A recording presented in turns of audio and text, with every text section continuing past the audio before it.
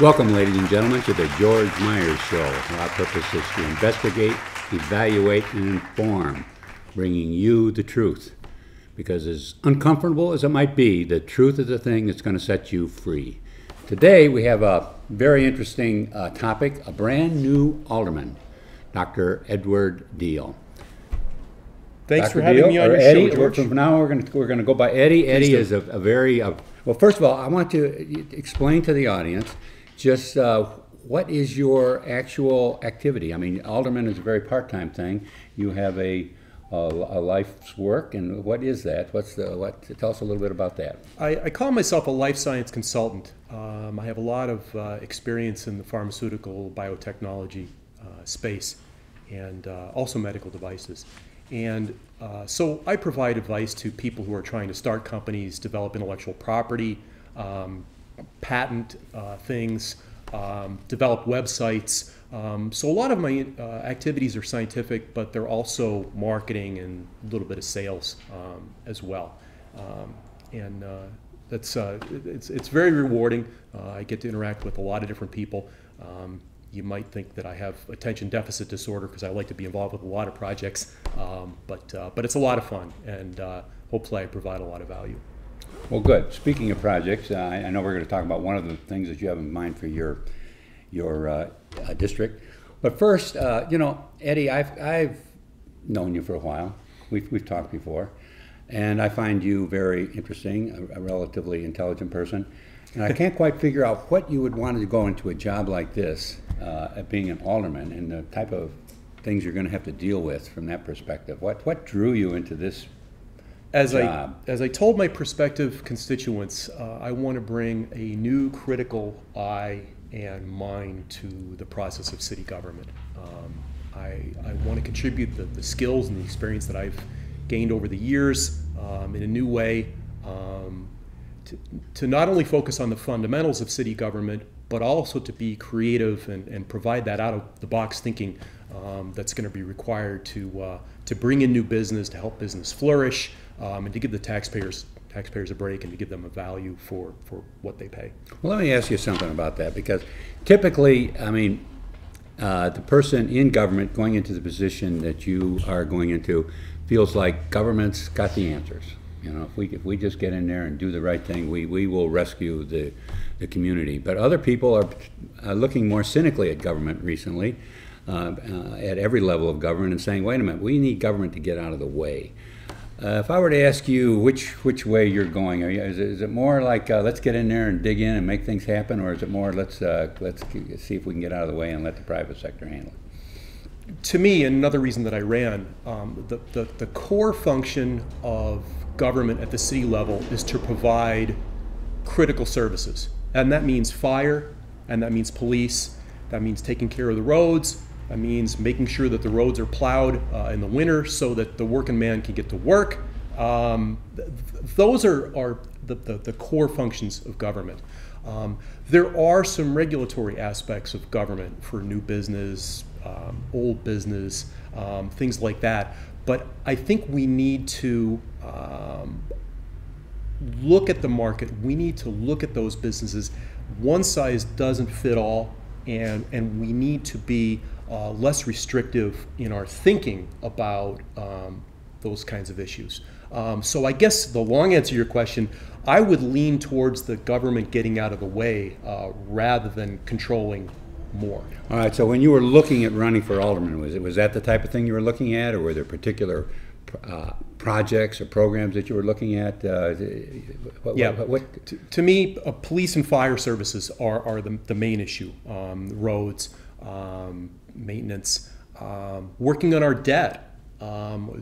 Racine has a significant debt problem, and we need to define the difference between desires and necessities.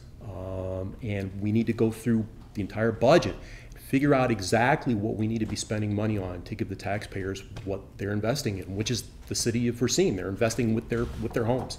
Well, I'm certainly glad to hear you bring up the subject of the debt, because I don't know exactly what our debt service is, but I think it's a pretty good percentage now of our annual budget. And have you looked into that, how much it is or anything like that? Some estimates are as high as 27% of our budget goes to debt service. That's very, very high compared to most communities. And that's a significant issue that we need to get a handle on. The problem doesn't need to be solved today, tomorrow, or next week, but we need to be in the process of solving the problem over the short and medium term. Well, I'm glad to hear that you were certainly going into the job, looking at the job from that perspective, because I consider that a big thing. If it's as high, if it's anywhere close to 27%, if it's anything over 10%, that means we're paying property taxes. That much of our property taxes is going not for police and fire, not for parks and recreation. It's going to pay the interest on the debt, or the payments on the debt. And what's that getting us? Nothing, right? It's just, all it's doing is reducing debt. So we really need to get that handled. And I'm glad you started off that way. All right, well, thank you for that introduction. We're going to take a quick break here, and then we're going to come back and look at some specific issues that Eddie's considered, and be right back.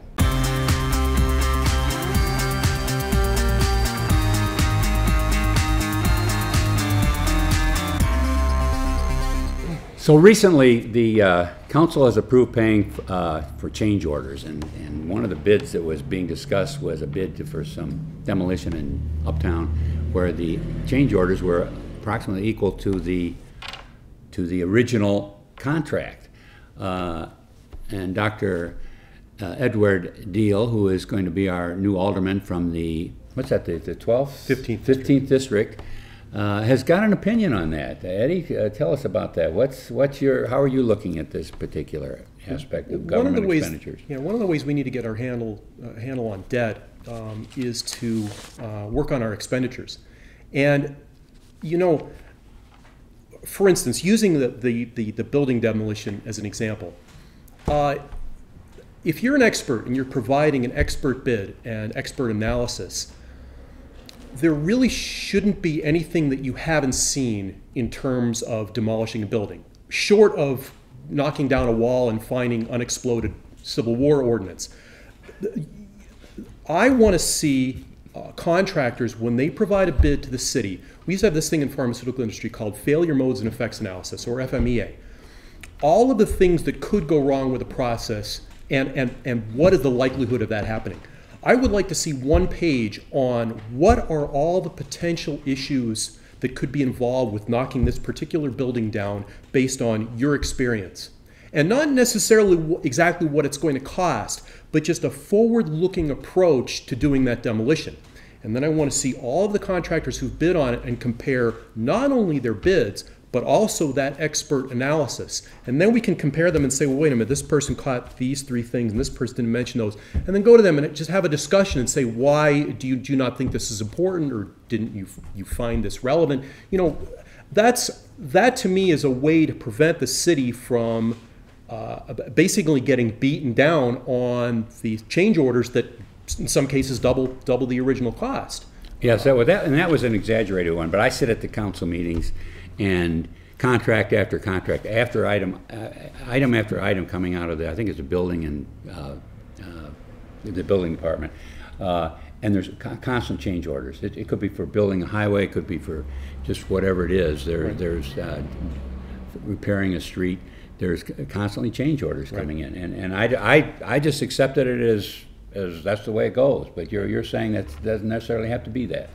I don't think it's fair to other folks in the bidding process if you can put in a low offer and then end up, and in this case with that demolition that you're speaking of, the demolition still came in below what the second lowest bid was. That is true. But that's even not with the change orders. But that's not the point, and that didn't have to be the case.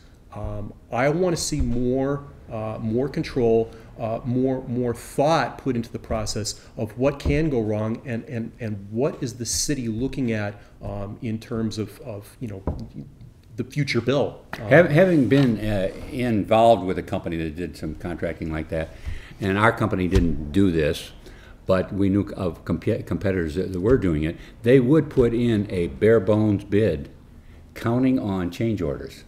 And then when those change orders, oh, you want a window put in the basement instead? Guess what? That's only going to be $2,000. So the change orders were really where they made their money. That was the plan. And I was in the home improvement arena, so that was what was done there. So I'm familiar with the trick. What you said about putting in a lowball bid and then counting on the change orders to make the profit. It might not necessarily be a deliberately lowball bid, but that bid should be based on taking into consideration some of the things that could happen that you might find on site, whether it's new equipment that's needed, another situation, hazardous materials found, whatever it is. And to me, government has been victim of that for many, many years. The famous case to me was in the 70s when one company put in the bid to build the space shuttle, and I think it was $6 billion. Another company put in the bid, $7 billion. Well, the $6 billion company got the bid, and they ended up with $2 billion in cost overruns. And the other company said, wait a minute, we thought that we provided you with a more realistic bid. That wasn't fair to them. And it's not fair to the city of Racine and the taxpayers and the business owners in the city of Racine. And I think the city itself faces a problem in that, and it just as a homeowner does when they're dealing with a contractor like that, is that they don't know a lot about the contracting or the building business. And so, like you said, they become a victim to it. But nevertheless, it's got to be watched somehow because taxpayers have an awfully deep pocket. You know, the city, and that's where a problem multiplies itself as opposed to the homeowner. He's kind of restricted in what he can maybe get for that bank loan. So I really appreciate someone like you coming in, Eddie, and you're going to hopefully... I think this is going to help everybody. Watch it, right. I think it's going to help the contractors. I think it's going to help people with the bid process because they're going to think more deeply about, you know, the additional things that might happen, and it could make their future business better. Well, we're sure going to find out because you're on the council, you're going to be there, you're going to be voting, and we're going to find out exactly what we can do that. All right, we're going to take a quick break, and then we're going to cover a bunch of little different issues, kind of rapid fire, and let's hear what a good doctor has to say about those.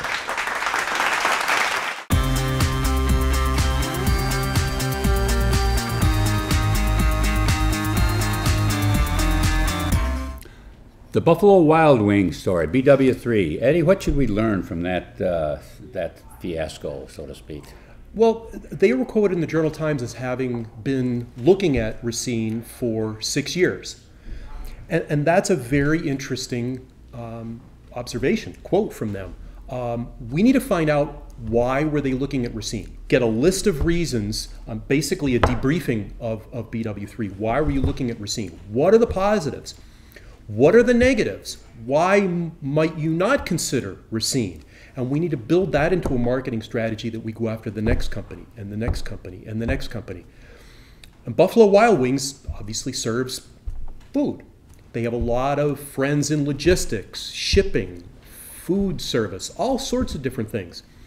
We need to be on the phone with them asking them, do you have friends who might be thinking about expanding their business? And if so, could you possibly bring them to Racine? Let's use the contact that we've already made with Buffalo Wild Wings to expand into other busises. I would even suggest... In other words, let me get to what you're saying is they came to Racine. They even ran into a little bit of a problem with a meeting that was supposed to take place, and it didn't happen. But they still continued to persist. Right. They wanted to come to Racine. Well... Right. Why do they want to come to Racine? And once we find out what that is, that can be used as a selling point.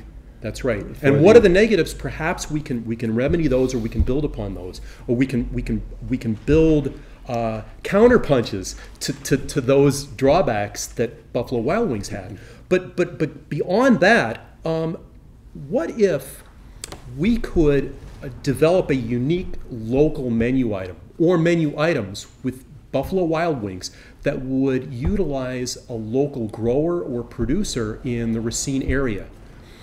This is dynamite. This is a news release that could go through the Buffalo Wild Wings marketing department, and people could say, what's this Racine place? They worked with this company to do this. And that's very attractive to other companies that might think about coming here. Wow, look at the way that they were treated. Look at the innovative spirit that these people have in working with this company. Let's let's transition that to other companies. And I think that would be a You're great opportunity using it as for a all of us. promotional thing. Right, In other words, develop right. some promotion for Right. Racine out And of it's our good for a experience with local Buffalo. producer. Sounds good to me. Now let's shift over to the Butterbuds thing. That was, you're familiar with that. The Butterbuds, Yeah. it's, the Journal Times has it, the Butterbuds crackdown. How is that in treating government? Do you think that's proper? Do we give them too much? They have this big tax break. How do we deal with something like that when we're talking to businesses? Butterbuds is a great company. They have excellent technology. They have products. They have a lot of employees. And on the other hand, I think they need to be treated fairly. They need to be treated the same as everyone else who resides in the city of Racine. And if they have an issue with water discharge, they need to be treated as anyone else would be treated. Period. Okay, that was fair enough with them. Period. Now the okay, that's cool. Any other things you want to cover? Oh, I tell you what. Eddie has a real interesting project for his district with regards to raising funds. Right. The part that grabbed me was you want to have a Halloween parade up in your I area do for indeed. little kids. That sounds interesting. Tell us about that one. My father was the mayor of my small town, but long before that, he, with a couple of other folks, started a Halloween parade for the kids before I was born in the 1960s. And this was always a wonderful event for the community. I want to have an event like that this year on the north side of Racine, not an area that we typically have parades and other events. But I am in the process of setting up a nonprofit corporation that will allow sponsors, taxpayers, anyone else to donate with tax-deductible donations to support these events. And I'm also hoping to generate some money for my cancer charity. The take-home is I want to provide events and activities for folks that are not going to cost the taxpayers or the city one dime. The city will be reimbursed for police. Now you know all they the event staff. charge you to block off a street. And that's and I want this You're gonna organization pay to be for all able to pay that. for that. The taxpayers aren't going to have to foot the bill for these activities, and I want to show folks how that we can make this work in a new way, and other people can do this in their districts as well. And I'm already working on getting this set up. We're Now, very excited about one it. of the tricks is a 501c3 Right. designation. It's- That's your tax exempt status from the Internal Revenue Service. So the donations to that are actually That's right. tax deductible. You're actually going to set that up too. It's huh? not a trivial process, but, No, it's not. we have people who have gone through the process. I have some advice from people. Please, if anyone has advice or an interest in setting up a 501c3 corporation, please email me. I'd love to talk to you. We can use all the help we can get. And we want, obviously, all the citizens of Racine to come to the north side and have fun, parade and other activities. But we want to do it in a way that's not going to cost the taxpayers any money. All right, well, that's cool. We have a little bit of time left for a couple of other, little more current issues. Sure. That's an interesting one from the future. One of the things that came up with regards to the aldermen were exempt from the prohibition of carrying guns in city property. You're quick. What's your thought of that? I see both sides of that issue. However, as I said previously, I am a member of the public who just happens to also be an alderman. There's a sign on City Hall that says the public with a permit can't carry a concealed weapon in here. I won't either. All right. Well, I'm just going to, I've sat in many city councils, and particularly on those cold winter nights when it gets dark early and the doors outside are unlocked, and I think this council is really subject to, exposed to some idiot coming in and doing something crazy, and how much safer we would all be if there were 4 or 5 people carrying concealed weapons there. And of course, at the time, nobody was allowed to carry one. Your predecessor was given permission to, and I warned, that was Robert Mosel, because he was an ex-police officer, and I told him, Bob, I expect you, when this ordinance gets passed, because ex-police officers could then carry a gun, I said, I expect you to be carrying, and I don't think he ever did. I still think for the safety of all, it would be better off to have a lot of guns in there than everybody disarmed. Any thoughts on that? I mean, that's just my opinion of the way what I see going on in Boston Marathon. Who would ever expect something to happen like that at a race like that, a marathon race? You use the word all, and that is the touchstone for my argument. All need to be treated the same. We take the sign off the door, and any permit holder can go into City Hall and legally carry, or no one. Right. To me, there's a bright line between those two options. Do I take it from that you would like to see it where anybody who has got a permit should be allowed to carry in city property? Yes. Okay. If they've, I certainly would feel more comfortable with that. If they've gone through the process, yeah. And it is not a trivial process. If they've gone through the process, I don't see the issue with prohibiting those folks from coming in there. There is no prohibition technically of folks illegally carrying. It's already illegal. Yeah, that's right. They're already prohibited, right? So to limit legal carry, to me, doesn't face the issue. I don't think. I think we're safer with people carrying it than without them. Sex offenders. What about them? It's got so restrictive now. It's like there's no place for anybody to live if you're a sex offender. You know, I saw with the recent incident in Racine, the attorney was making the argument that the rate of recidivism was actually not as high as what's been reported. It's actually only as high as 25%. So 1 in 4 sex offenders, that's supposed to seem like a low number. 1 in 4 sex offenders reoffends. I think that it is a compromise to let folks out of jail for sex offenses as early as they do. And that the compromise is saying, well, you can get out of jail at a certain time, but we're going to restrict where you live. I think that we can make the sentences longer is another solution, but I think some of these restrictions, if not many of these restrictions, I think are fair. Okay. I Particularly if someone's going to live next to someone or in the same neighborhood as someone that they victimized. I don't think that's absolutely not fair. But there are other issues.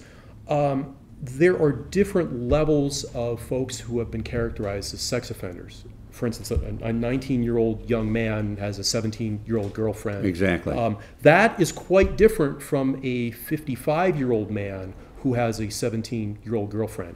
And I think the law and the practice of these kind of ordinances have to be cognizant of those kind of issues as well. I think that's a real, because I've known several people like that where they were like 18, 19 years old and they had sex with their girlfriend who was under the age. So now they're a registered sex offender. It doesn't minimize anything, but it takes into account the other side of the equation. No, I think we need to consider all of them. Well, listen, I want to thank you, Eddie, for being on here. You've all gotten introduced to one of our newest aldermen, and we will thank you all for attending, and we'll see you for the next show. Thank you, George. Thank you.